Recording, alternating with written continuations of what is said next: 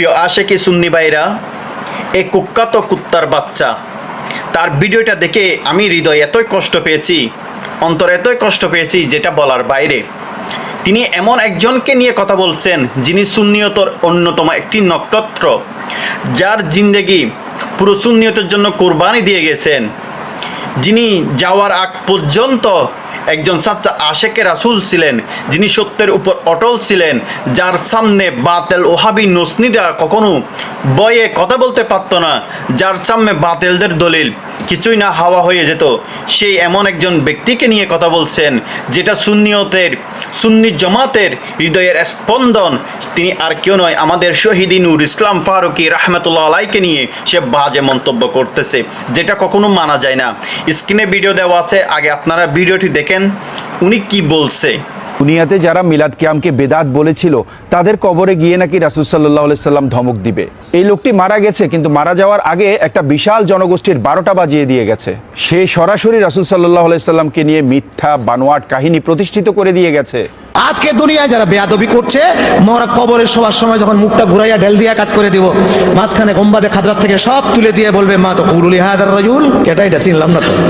রাসূলুল্লাহ কপালে হাত মেরে আবার পর্দা ফেলে দিবেন। দুনিয়ায় যেভাবে ফতোয়া দিছিলা দাঁড়াইয়া ইয়া নবী বেদাত বেদাত। রাসূল সাল্লাল্লাহু আলাইহি সাল্লাম নাকি কপালে হাত দিয়ে বলবে দুনিয়াতে ইয়া নবী সালাম আলাইকাকে বিদাত বলেছ, তাই আজকে আমি তোমাদেরকে ভুলে গেলাম। আর তারা আশেকরা প্লাস্টিকের সুন্নিরা যখন কবরে যাবে তখন তারা নিজেরাই নাকি পর্দা সরিয়ে রাসূলকে বলবে ইয়া রাসূলুল্লাহ আমি আছি। তখন রাসূল নাকি ফেরেশতাদেরকে বলবে এই ফেরেশতারা এটা আমার পাগল, খবরদার। অথচ এটা একটি সম্পূর্ণ মিথ্যা বানোয়াট কাহিনী। এই লোকগুলোর বিন্দু মাত্র ভয় লাগে না রাসূল সাল্লাল্লাহু আলাইহি সাল্লামের মতো একজন মহান ব্যক্তিত্বকে নিয়ে মিথ্যা গল্প বানাতে। রাসূল সাল্লাল্লাহু আলাইহি সাল্লামের সাথে উম্মতের দেখা এবং কথা হবে হাউজে কাউসারের সামনে, এবং তিনি তার সমস্ত উম্মতদেরকে হাউজে কাউসারের পানি পান করাবেন, একমাত্র বেদাতীদেরকে ছাড়া।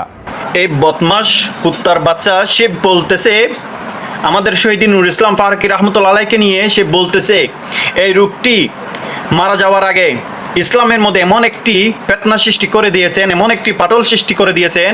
শুধু তাই না, যেটা ওনার কথার কারণে নাকি ইসলামের ক্ষতি হচ্ছে। উনি নাকি আমার রাসূল সাল্লাল্লাহু আলাইহি ইসলামকে নিয়ে নাকি মিথ্যাচার করতেছে। শুধু তাই না, সে সুন্নিদেরকে প্লাস্টিক সুন্নি বলতেছে। আরও সে বলতেছে হাউজে কাউসারের পানি নাকি আমাদের কপালে জুটবে না। বেদাতীদেরকে নাকি আমার রাসূল পাক সাল্লাল্লাহু আলাইহি ইসলাম আমাদেরকে নাকি হাউজে কাউসারের পানি দেবেন না। আরে আব্দুল ওহাব নসনির গোষ্ঠী, তুই সুন্নিদেরকে নিয়ে তুই টেনশন করিস না, তুই চিন্তা তুই কর। সুন্নিরা কখনো এটা নিয়ে চিন্তা করে না, কারণ আমরা আশেকে রাসূল, রাসূল আমাদের সাথে থাকবেন কিয়ামতে হাসরে, রাসূল সবসময় আমাদের পাশে থাকবেন। আর ও যে বলতেছে ওনার যে বক্তব্য, সর্বপ্রথম রাসূল, উনি যে রাসূলকে নিয়ে মিথ্যাচার বলতেছে খবরে, রাসূলকে আসবেন কিনা ভাই, কত বড় একজন মৃত্যুক হলে এরকম কথাগুলো বলতে পারে। সে আরও বিভিন্ন হাদিস নিয়ে আরও কথা বলতেছে যেগুলো কখনো যুক্তিসঙ্গ নয়। আমি এখানে সংক্ষেপে ভিডিওগুলো আপনাদেরকে তুলে ধরছি দেখানোর জন্য, যেটা আপনারা দেখতে পেয়েছেন। রাসূল আমাদের খবরে হাজির হবে, এটা সুন্নিদের আকীদা, এটা সুন্নিদের ঈমান, এটা সুন্নিদের বিশ্বাস। শুধু তাই না, সে হাউজে কাউসারের পানি উম্মতদেরকে পান করার জন্য সেই দৌড়াদৌড়ি করবেন, মিজানের পল্লার মধ্যে দৌড়াদৌড়ি করবেন, পুল সিরাতে দৌড়াদৌড়ি করবেন, শুধু তার সুন্নি উম্মত, তার আশেকদেরকে শুধু বাঁচানোর জন্য। আর এই বদমাশ কুত্তার বাচ্চা সে আমাদের শহীদ নূর ইসলাম ফারুকী রাহমাতুল্লাহ আলাইকে নিয়ে বিভিন্ন বাজে মন্তব্য করে যাচ্ছে। আমি সকল সুন্নি জনতা উলামায়ে কেরামদেরকে বলতে চাই, এই ধরনের বাজে ভিডিও, উনি যে মিথ্যাচার ভিডিও করতেছে, অনলাইনের মধ্যে প্রচার করতেছে আমাদের শহীদ নূর ইসলামকে নিয়ে, এই ধরনের কথা বলার জন্য আমি সকল সুন্নি উলামায়ে কেরামদের কাছে, ভাইদের কাছে আমি অনুরোধ করব, এই ধরনের কুখ্যাত গুমরাহী ওয়াহাবীর গোষ্ঠীর এই বেয়াদফের নামে আপনারা প্রতিবাদ করে তুলুন। এই সমস্ত বেয়াদব যেন দ্বিতীয়বার এই ধরনের আমাদের একজন হৃদয়ের স্পন্দন, যিনি সুন্নিয়তের অন্যতম নক্ষত্র শহীদ নূর ইসলাম ফারুকী নিয়ে দ্বিতীয়বার যেন এই ধরনের কোনো কথা বলতে না পারে।